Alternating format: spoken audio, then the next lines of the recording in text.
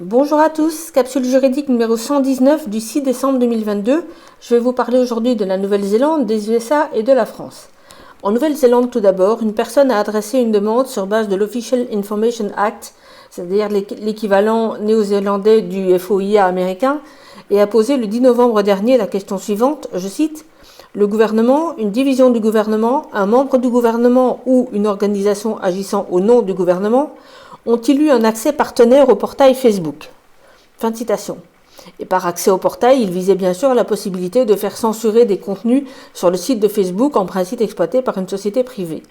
La réponse de l'administration, datée du 1er décembre, fut la suivante, et je mets le lien vers la copie de cette correspondance sur le site d'une association sous cette capsule. Donc la réponse, je cite: oui, le département des affaires intérieures a eu accès au portail de retrait Facebook. Veuillez noter que nous ne pouvons pas indiquer si une autre agence gouvernementale a accès au portail de retrait. Fin de citation. Cette lettre a donc ensuite été publiée sur le site de l'association nommée Reclaim the Net, donc littéralement récupérer le réseau. Donc en d'autres termes, et sans doute comme dans tous les autres pays du monde, c'est ce qu'on est en train de voir notamment aux USA, du moins dans les pays occidentaux, oui, le gouvernement néo-zélandais a pu censurer ou faire censurer tous les propos qui le dérangeaient concernant le Covid, ou peut-être sur d'autres sujets également. Aux USA, on parle évidemment de tous les sujets relatifs aux élections de 2020 ou de 2022. Ceci débouchera probablement aussi sur une procédure identique à celle déjà en cours aux USA, à la requête de 2 procureurs pour ce qui est de la procédure américaine, et dont je vous ai déjà parlé, même récemment, puisque le dernier épisode de ce feuilleton-là concernait la déposition de l'ancienne porte-parole de la Maison-Blanche, Jennifer Psaki. Je mets également le lien vers l'article publié sur le site de l'association néo-zélandaise à ce sujet. Cet article dit notamment ceci, je cite: le gouvernement néo-zélandais a officiellement admis qu'il avait un accès partenaire au portail controversé de retrait de contenu Facebook. Ce portail est spécialement conçu pour que les agences gouvernementales puissent signaler à Facebook des contenus à censurer. Selon The Intercept, qui est sans doute un journal, je crois, qui a fait état de ce portail en octobre, les partenaires gouvernementaux peuvent également l'utiliser pour signaler la désinformation directement à Facebook. La réponse de l'administration ne précise pas la quantité de contenu censuré via ce portail de retrait de Facebook. Cependant, d'autres rapports sur des types similaires d'accords de retrait de contenu par la porte dérobée entre les gouvernements et les grandes entreprises ont montré que les gouvernements les utilisent régulièrement pour cibler des contenus légaux, tels que les comptes parodiques, les comptes remettant en question l'efficacité des vaccins Covid et ce qu'on appelle la désinformation électorale. Publiquement, le gouvernement néo-zélandais a approuvé la censure de contenus légaux, le Premier ministre, Jacinda Ardern, déclarant que la désinformation devrait être réglementée comme les armes à feu, les bombes et les armes nucléaires. Les grandes entreprises technologiques ont également accepté un pacte de censure dans le pays, dans lequel elles suppriment la désinformation et les contenus préjudiciables. La plupart des autres gouvernements n'ont pas admis qu'ils avaient accès à ces portails. Toutefois, l'année dernière, la Maison-Blanche a admis que le bureau du médecin-chef des États-Unis signalait des messages à censurer par Facebook. Fin de citation.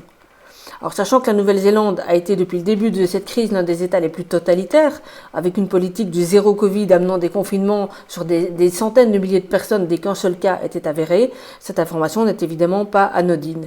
Et c'est ce qu'on constate de tous les côtés, puisque partout, notamment avec les interventions récentes d'Elon Musk, les affaires de censure et d'intervention des pouvoirs publics dans la politique de censure et de, entre guillemets, régulation de l'information sur Twitter pour l'instant sont évidemment mises au grand jour, et j'imagine que ça va suivre ensuite pour YouTube peut-être et Facebook.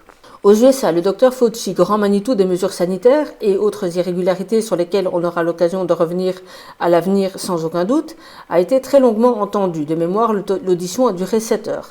Elle a ensuite été retranscrite par écrit. Alors, j'ai pas encore eu le temps de lire tout en détail, ça fait 446 pages.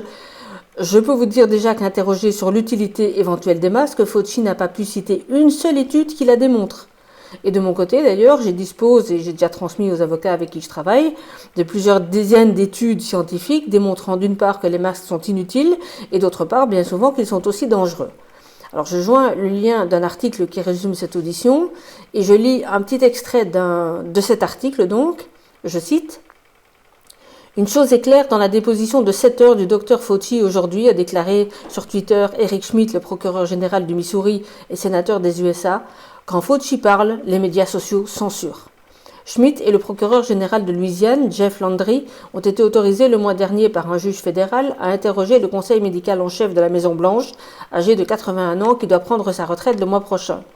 Depuis que nous avons déposé notre procès historique, nous avons découvert des documents et des découvertes qui montrent une coordination claire entre l'administration Biden et les entreprises de médias sociaux sur la censure du discours, mais nous n'avons pas encore terminé, a déclaré Schmidt.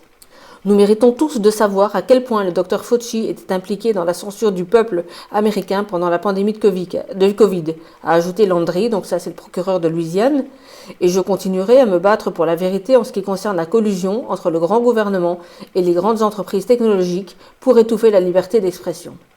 Un peu plus loin dans l'article, les principales plateformes ont une responsabilité liée à la santé et à la sécurité de tous les Américains pour cesser d'amplifier le contenu non fiable, la désinformation et la désinformation en particulier en ce qui concerne le Covid-19, les vaccinations et les élections, a écrit le juge. Fin de citation. Donc voilà, la procédure avance, on n'a pas fini avec les découvertes, mais ça avance et ça avance dans le bon sens. Et comme je le disais au début de ce sujet, la question de Fauci n'a pas fini de faire du bruit, parce que évidemment, plus on va soulever enfin un peu le tapis, plus on va trouver toutes les crasses qu'il a mis en dessous, et que les médias ont aidé à mettre sous le tapis également. Donc affaire à suivre et affaire au pluriel à mon avis. En France, enfin, petite nouvelle pour terminer, on a appris hier que la NSM, donc la désormais fameuse Agence nationale pour la sécurité du médicament, qui avait elle-même d'ailleurs changé son nom au moment du scandale du Mediator, vient d'être mise en examen pour tromperie dans l'affaire du Levothyrox. Et c'est donc à cette agence-là que certains font aveuglément confiance pour déterminer si un médicament est sûr et efficace et si les garanties données par des sociétés pharmaceutiques, multicondamnées quant à elles, par le passé, sont suffisantes. Ça se passe à mon avis de tout commentaire supplémentaire. Je mets un article à ce sujet sous cette capsule. Pour terminer, je précise également que j'ai ouvert une chaîne secondaire sur YouTube. Alors à cet endroit-là, j'ai enlevé les commentaires parce que je peux pas les surveiller ou éventuellement parfois y répondre de tous les côtés, c'est pas possible. Mais au moins comme ça, ceux qui ne viennent jamais sur Crowdbunker auront un filet de secours. Alors je n'ai commencé qu'à partir de la 118 parce que j'ai vraiment pas le temps de tout republier pour le passer. Mais voilà, donc vous avez peut-être un autre lien à transmettre si jamais les gens ne veulent pas ou ne peuvent pas aller sur Crowdbunker. Mais bon, du côté de Crowdbunker, ça reste ma chaîne principale et c'est à cet endroit-là uniquement que j'autorise les commentaires et que j'y réponds quand j'ai un instant et que ça appelle une réponse. Voilà, bah écoutez, ça avance même très bien. Donc je vous souhaite une très belle journée. Je vous parle encore sûrement d'ici la fin de la semaine et d'ici là, tenez bon. À bientôt, au revoir.